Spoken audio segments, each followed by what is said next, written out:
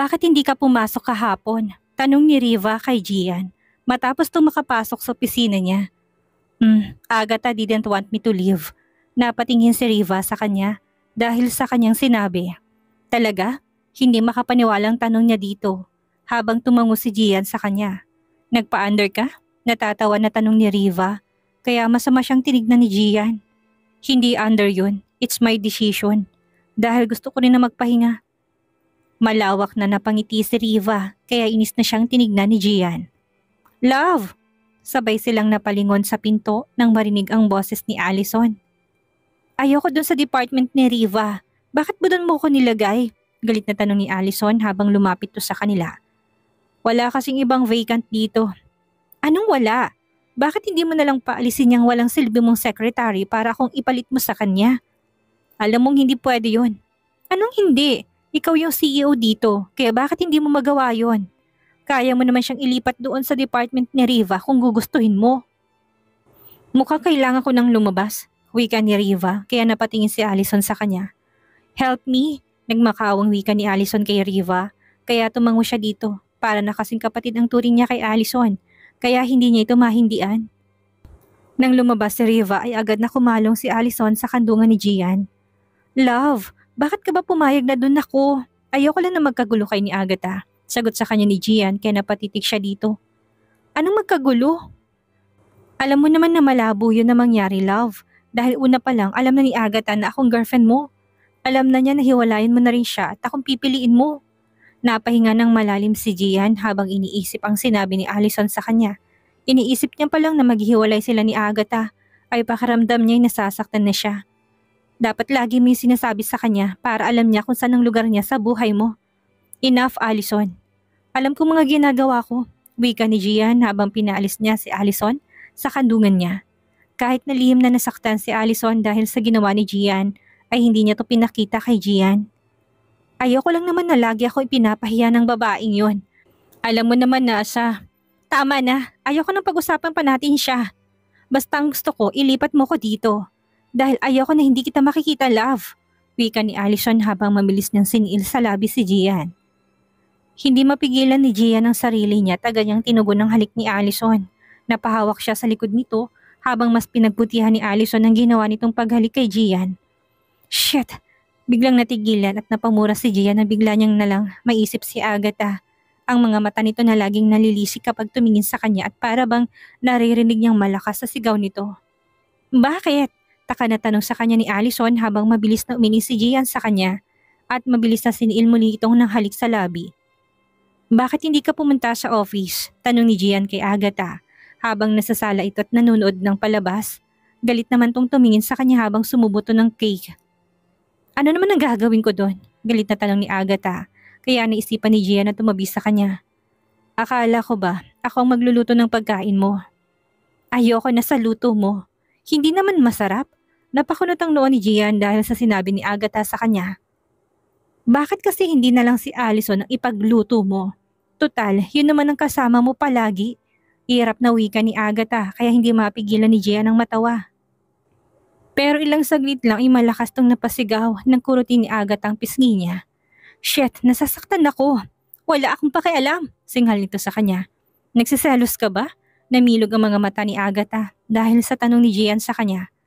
Anong nagsiselos? Sira ka ba? Bakit naman ako magsiselos? Habang mabilis itong tumayo. Alam ko nagsiselos ka. Mabilis na umiwas si Gian ng ibato ni Agatha sa kanya ang remote control ng TV nila. Gian! Sigaw ni Agatha habang mabilis na tumakbo si Gian. Manang, nilingon ni Lizelle ang isang katulong habang may ngiti siya sa kanyang labi. Bakit kinakasilip dyan? Tanong ng katulong sa kanya. Natutuwa lang ako na pagmasdan ang mga amo natin. Sagot niya dito. Alam mo po, nawiwirduhan po talaga ako minsan kay Ma'am Agatha. Napatingin muli si Lizelle sa isang katulong dahil sa sinabi nito sa kanya. Alam mo po kasi minsan nag-iiba pong ugali at personality niya. Para po talagang ibang Tama na, gusto mo bang mawala ng trabaho? Mabilis tong umiling sa kanya at napansin ni Lizelle ang takop sa mga mata nito. Kung gusto mo magtagal dito, hayaan mo sila, wika ni Lizelle at iniwan ito. Bakit ba lagi kang galit sa akin? Tanong ni Gian kay Agatha. Habang nakaunan to sa braso niya at ang mga kamay nito'y nasa alaga niya. Bakit? Mukha ba akong galit? Napahinga ng malalim si Gian. dahil sa sinabi ni Agatha sa kanya. Sorry, nagangat ng mukha si Agatha at tinitigan si Gian. Bakit ka nagsasorry? Kasi pinapasok ko ng trabaho si Allison sa company ko. Hindi maintindihan ni Gian ang sarili niya dahil sa ginawa niyang paghingi ng tawad kay Agatha. Wala yun. Ano bang magagawa ko? Mahal mo yun. Natigilan si Gian dahil sa sinabi sa kanya ni Agatha. Pero itong tandaan mo, Gian, hindi magiging madali ang pagpasok niya sa company mo. Ngiting wika ni Agatha. Kinabukasan hindi na naman mahagilap ni Gian si Agatha. Ang sabi ng mga katulong nila ay maaga tong umalis sa kanila. Ang tagal mo naman. Nagulat si Gian nang makita si Agatha sa loob ng kanyang kotse. Hindi niya inakalang nasa loob lang ito ng kotse niya. Nagulat ba kita? Ngising tanong ni Agatha sa kanya. Bakit hindi mo man lang ako hinintay? Tanong ni Gian kay Agatha habang binabaybay nila ang daan patungo sa kanyang opisina. Hinintay naman kita. I mean sa kwarto. Hindi mo man lang ako ginising. Mas gusto ko kasi na dito maghintay. Nilingon ni Gian si Agatha dahil napansin niya na good mood ito. Hindi ka man lang kumain. Ikaw din naman hindi ba? Nilingon siya ni Gian. Dahil sa sinabi niya, paano mo nalaman? Kasi ang aga mong pumasok. Nailing si Gian habang may ngiti sa kanyang labi. Dahil sa sinabi ni Agatha, sa office na lang tayo kumain. Sure, gusto mo ako magluto? Ngiting wika ni Agatha, kaya muli niya tong nilingon. Bumait ka yata. Mabait naman talaga ako. Napahinga ng malalim si Gian at hindi na muli nagsalita pa. Pagdating nila sa office ay sumalubong kagad si Allison kay Gian. Kaya mabilis na pinulupot ni Agatha ang kanyang kamay sa braso ng asawa. Napatingin si Allison sa kamay niya, kaya lihim na napangiti si Agatha. Habi, I'm glad dahil pinalitan mo na yung secretary mo because I don't like her. Malanding wika ni Agatha habang nakasunod si Allison sa kanila. And you know what, Allison? Bagay pala sa'yo magtrabaho dito. Nangingit-ngit si Allison sa galit dahil sa sinabi ni Agatha sa kanya. Alam niya na sinadya ni Agatha ang ipahiya siya sa lahat.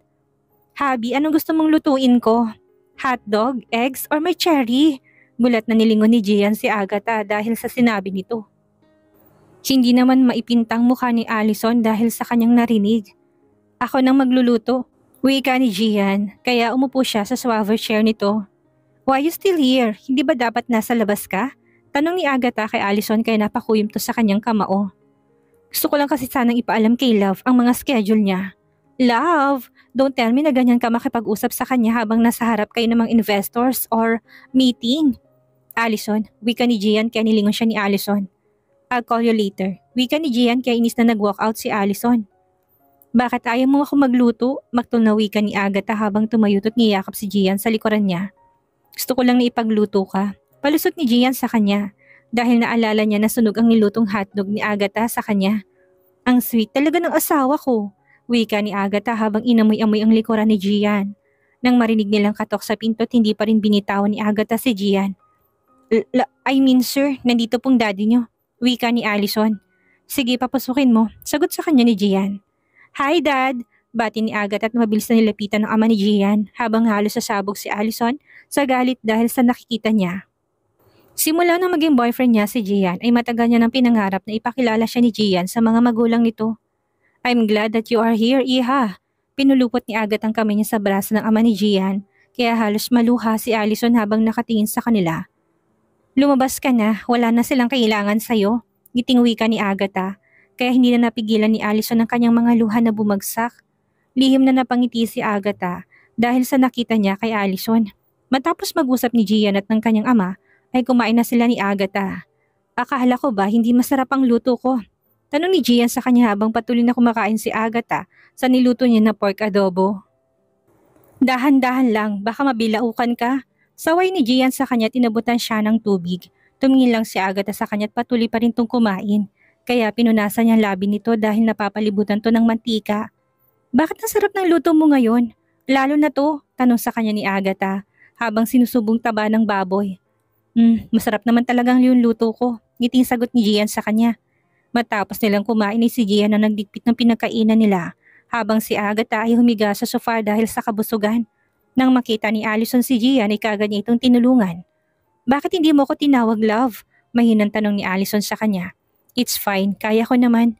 Sagot ni Gian habang nilingon si Agatha pero napansin niya na wala itong pakialam. Anyway, kumain ka na ba? Tanong ni Gian kaya umiling siya. Nagmamadali kasi siya kanina dahil excited siya na makasama si Gian sa breakfast. Pero hindi niya inasahang kasama pala nito si Agatha. Here, wika ni Gian habang inabot sa kanya ang pera. Tinitigan lang ito ni Allison dahil ang akala niya ay aalokin siya ni Gian sa niluto nito kanina. May problema ba? Takang natanong ni Gian dahil hindi ito kinuha ni Allison. Hindi ako nagugutom, nagtatampong sagot ng dalaga sa kanya. Kahit na, ayos lang, may pera pa naman yung binigay mo. Sagot niya tinalikuran si Gian. Nang umupo si Gian sa swivel chair niya ay lumapit si Agatha sa kanya. Tinignan siya ni Gian habang hindi to kumibot umupo sa kandungan niya. Kinuha ni Agatha ang phone ni Gian na nasa mesa at pinagbuksan to kay Gian.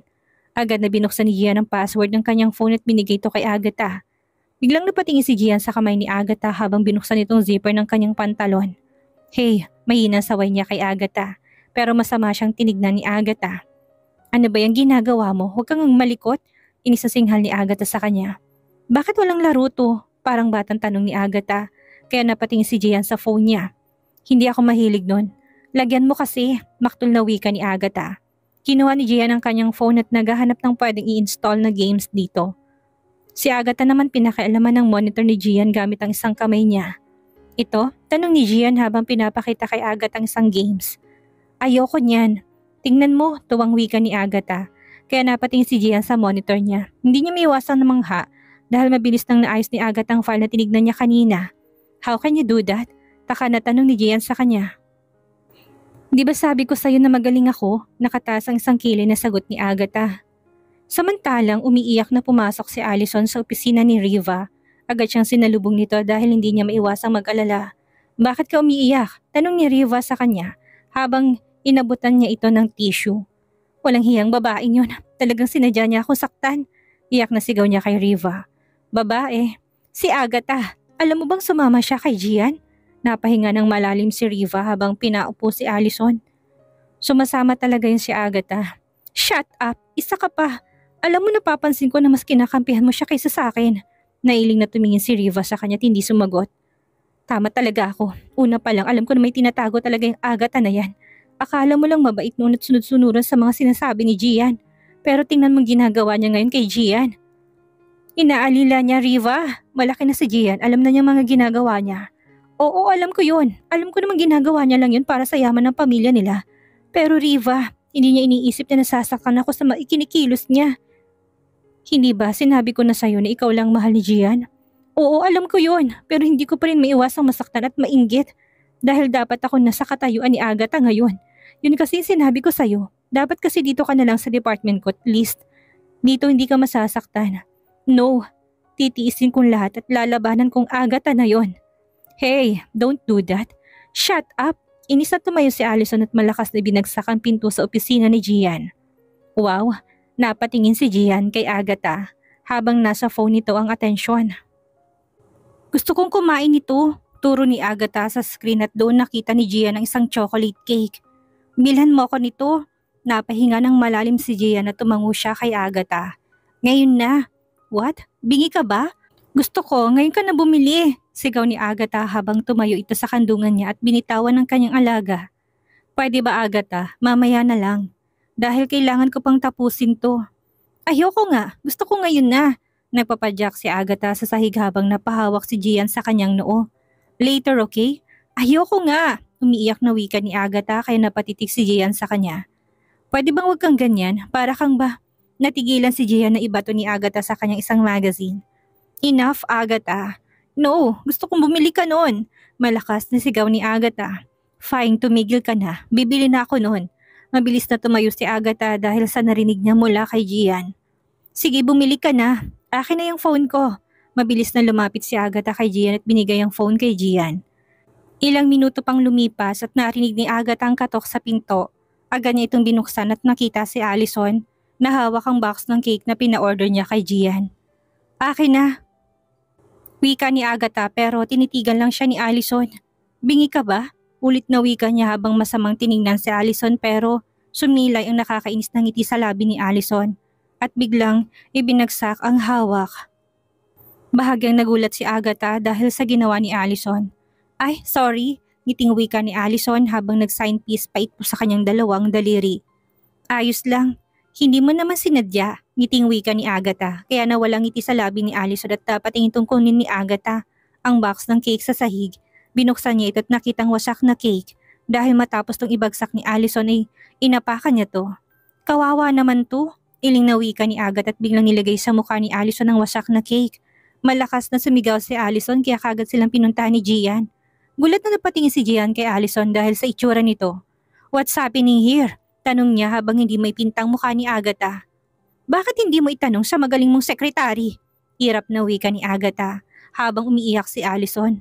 "Wala akong ginawa sa kanya, love." Napabaling ang kanyang mukha nang sampalin ni Agatha ang pisngi niya. "Agatha!" Hindi maiwasan ni Gian na mapasigaw dahil sa ginawa ni Agatha kay Allison. "Bakit? Tama lang yung ginawa ko sa kanya." Sigaw ni Agatha kay Gian.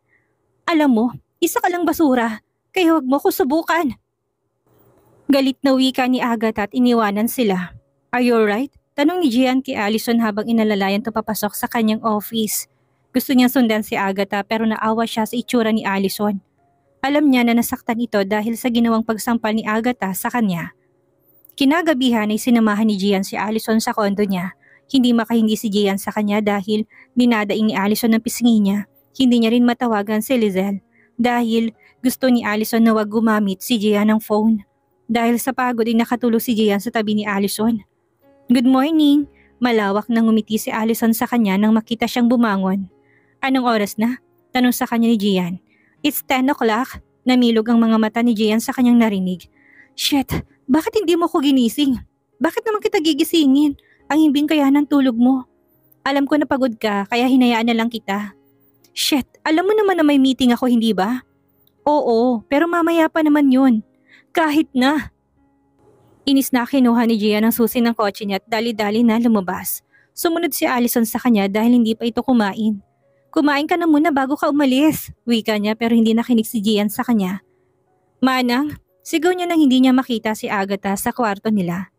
"Bakit po, sir? Nasa si Agatha? Kahapon pa po siya umalis, sir." "Umalis? Saan daw siya pupunta?"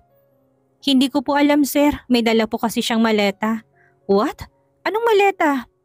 "Ang sabi po niya, lalayas na siya dito." Wika ng isang katulong kaya napatingin si Gian sa kanya. Buisit, inis na lumabas si Gian sa bahay dahil sa kanyang nalaman.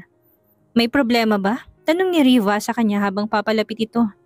"It's been 2 weeks. Hindi pa rin umuwi si Agatha." Wika ni Gian. "Bakit hindi pa rin siya umuwi?" "Hindi ko alam. Hindi ko nga alam kung nasan siya. Baka nandun sa mga magulang niya." "Wala dun." Inis na sagot ni Gian. Dahil marami na rin siyang inutusan para hanapin si Agatha, pero wala pa rin nakukuhang balita sa kanila. "Bakit mo pa siya hahanapin? Mas maganda nga na wala siya." Napatingin sila kay Allison dahil sa sinabi nito. "At mas gusto ko na wala siya." Malanding wika ni Allison habang hinahaplos ang braso ni Gian. Nang makalabas si Allison at Riva ay hindi maiwasan ni Gian na mapatingin sa mini kitchen niya sa loob ng kanyang office. Dahil simula nung umalis si Agatha, hindi na siya nagluto dito. Hindi niya rin maiwasang mamiss si Agatha sa tuwing napapatingin siya sa sofa. Dahil kapag nasa office to yung lagi itong hihiga sa sofa habang hawak nitong kanyang phone. "Ah!" Inis na sigaw ni Gian dahil para na siyang mababaliw kakaisip kay Agatha. Hindi niya rin maiwasang sisihin ang sarili niya dahil sa hindi niya pagsunod kay Agatha. "Saan ka pupunta?" Tanong ni Allison nang makita niya si Gian na lumabas sa opisina nito. "Uwi na muna ako." "Uuwi? Pero hindi pa naman tapos ang office hours." "I don't care. Basta ilagay mo lang sa table ang mga papers na kailangan kong pirmahan." Walang ganang sagot ni Gian sa kanya. "What if ihatid ko na lang sa bahay mo?" "Pwede ba, Allison?"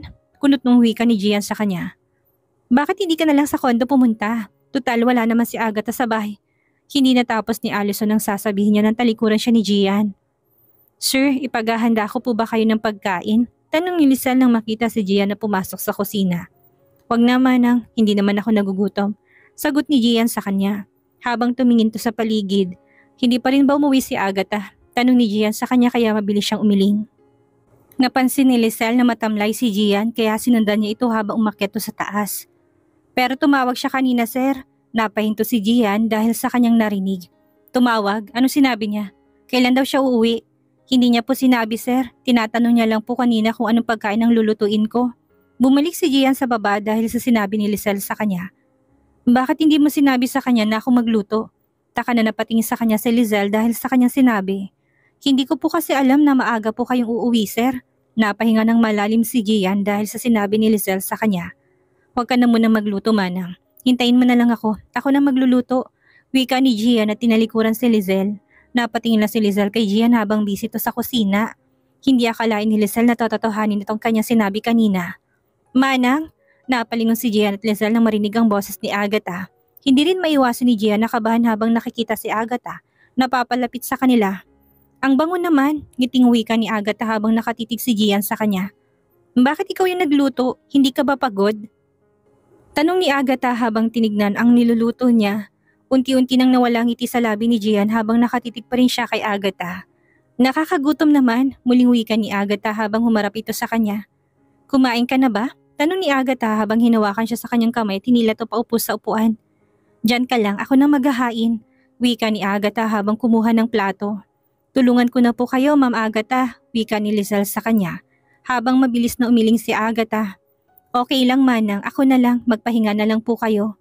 Ako nang bahala dito, ngiting wika ni Agatha. Kaya hindi maiwasan ni Lizelle na mapatitig sa kanya. Bakit po Manang? Takang tanong ni Agatha, kaya mabilis na umiling si Lizelle sa kanya. Akala ko mamaya pang uwi mo. Tanong ni Agatha habang nagumpisa na silang kumain ni Gian. Saan ka ba galing? Tanong ni Gian habang hindi sinagot ang tanong ni Agatha sa kanya. Namamasyal, yung sagot ni Agatha sa kanya kaya napatingin si Gian sa kanya. Kung magagalit ka dahil sa ginawa ko kay Allison, forget it. Baliwala na wika ni Gian at muling sumubo ng pagkain. Hindi naman maiwasan ni Agatha ang mapatitik sa kanya. Gusto mo pa ba? Tanong ni Agatha nang napansin na wala ng laman ng plato niya. I'm done, wika ni Gian habang tumayo to. Napahinga ng malalim si Agatha habang tinunang atensyon niya sa kanyang pagkain. Hindi maintindihan ni Gian ang kanyang sarili habang iniisip si Agatha. Pakaramdam niya iba na naman ito parang may mali kay Agatha. Akala ko tulog ka na. Napatingin si Gian sa pinto habang pumasok si Agatha. Agad niya itong sinalubong at tinawakan sa mga kamay nito. Taka na napatingin si Agatha sa mga kamay ni Gian. Bakit? Tanong ni Agatha habang tinignan si Gian. Ayos ka lang ba? Tanong muli ni Agatha habang nakatitig lang si Gian sa kanya. Sino ka? Bahagyang nagulat si Agatha dahil sa tanong ni Gian sa kanya. Ano ba yung sinasabi mo? Kunot nung wika ni Agatha sa kanya. Anong klaseng tanong yan? Galit na tanong ni Agatha habang winaksi niyang mga kamay ni Gian. Alam kong hindi ikaw ang asawa ko. Napakunot ang noon ni Gian habang nakikita ngiti ni Agatha sa kanyang labi. Bakit? Sino ba ako, Gian? Tanong ni Agatha habang tinitignan niya si Gian. Hindi sumagot si Gian habang tinalikuran siya ni Agatha. Hindi mo ba ako nakikilala, Gian? Tanong ni Agatha sa kanya habang may lungkot sa kanyang mga mata. Hindi rin naman kita masisisi. Dahil una pa lang hindi mo ako mahal. Mabuti alam mo, galit na wika ni Gian sa kanya. Bakit hindi na lang tayo maghiwalay? Mabilis na lumapit si Gian sa kanya dahil sa sinabi ni Agatha. Bakit? Nakahanap ka na naman ba ng ibang lalaki? Napatingin si Agatha sa kamay ni Gian habang mahigpit itong hinawakan ng braso niya. Bitawan mo ko. Napatingin si Gian sa braso niya pero hindi niya pa rin binitawan ang braso ni Agatha. Nasasaktan ako, Gian. Ano ba? Sigaw ni Agatha sa kanya kaya kagad niya binitawan ang braso ng asawa. Nang bitawan ni Gian ang kanyang braso ay mabilis niyang tinilakuran si Gian. Where are you going? Sigaw ni Gian pero hindi nakinig si Agatha sa kanya at lumabas to sa pinto ng kanilang kwarto. Shit, Agatha! Come back here! Malakas na sigaw ni Gian at sinundan ng asawa. Where is she? Tanong ni Gian sa isang katulong na nakasalubong niya. Napansin din niya na bagong mukha ng katulong na ito.